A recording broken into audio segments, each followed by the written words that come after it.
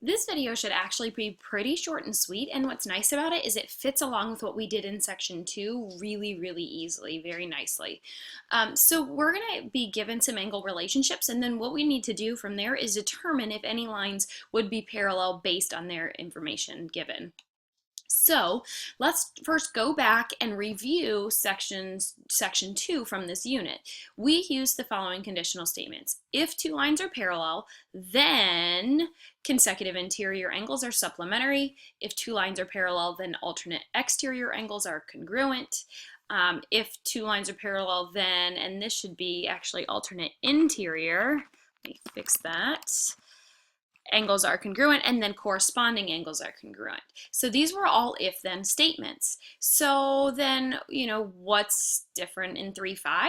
Well, in 3.5, we're going to use the converse. So remember, we have the statement, if P, then Q. So the converse portion becomes, if Q, then P. So instead of saying if we have parallel lines, blah, blah, blah, we're starting with if these consecutive interior angles are supplementary, then the two lines are parallel. If alternate interior angles are congruent, then the two lines are parallel, and so on.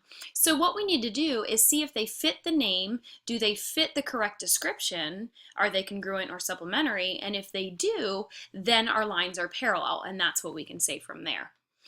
And so this one right here is a postulate, and it's not a huge deal for you to remember that, but that's why it says postulate / theorems at the top, but not a super big deal.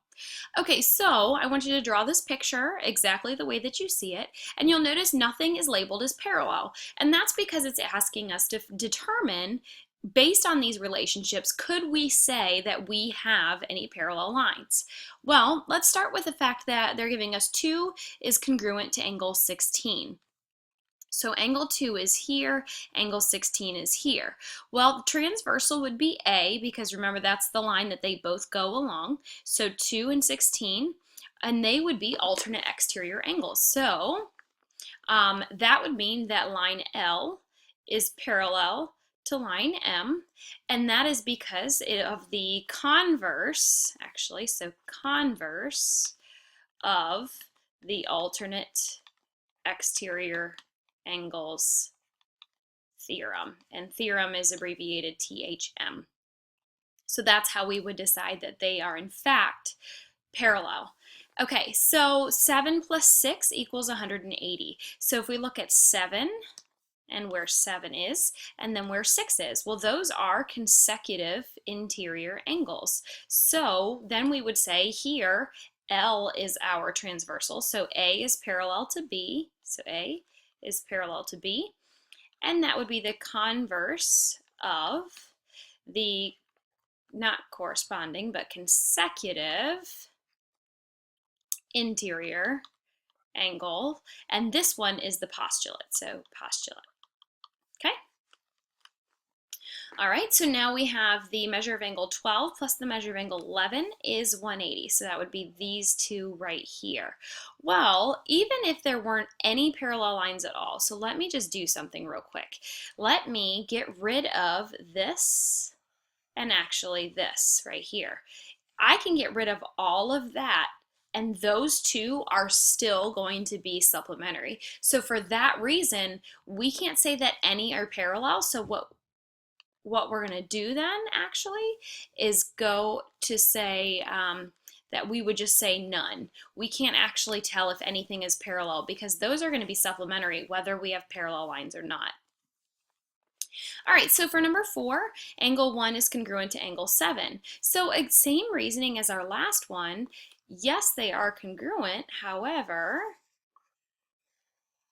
I can get rid of all of that and those will still be congruent regardless of anything else. So with that being said, this would also be none. We don't know because it doesn't fit any of our information or any of our other theorems or postulates. All right, and then with 6 and 12 being congruent, if you look at where they are alternate interior angles, and so B is our transversal, which would make line L parallel to line M, and that would be the converse of the alternate interior angle, angle theorem. Okay, so that would be how we would do those. So now when we move into these two other types of problems I have for you, we're going to find x so that L would be parallel to M. And basically it's the same thing as we did in 3-2. What kind of angles are they? And then once you know what kind they are, how do you find out what x is? Well, these two angles that were given, this one and this one, those are actually called, these are corresponding. And corresponding means that they would be congruent if we have parallel lines. So we'll take our 4x minus 6 and set it equal to 3x plus 6. Okay, so we will add 6 to both sides here to get 4x equals 3x plus 12. Subtract 3x from both sides to get x equals 12. And so what did we use? Well, because we didn't know there were parallel lines, but we knew there were corresponding angles, we say we use the corresponding or converse of the corresponding angles theorem. Okay? So then just one more example. So the same type of thing, but if you look at these two angles, these would be alternate interior. And so that means that they would be congruent if we had parallel lines. So 2x plus 12 equals 5x minus 15. Subtract 2x from both sides to get 12 equals 3x minus 15. Add 15 to both sides to get 27 equals 3x, and then divide by 3, so you would get x is 9.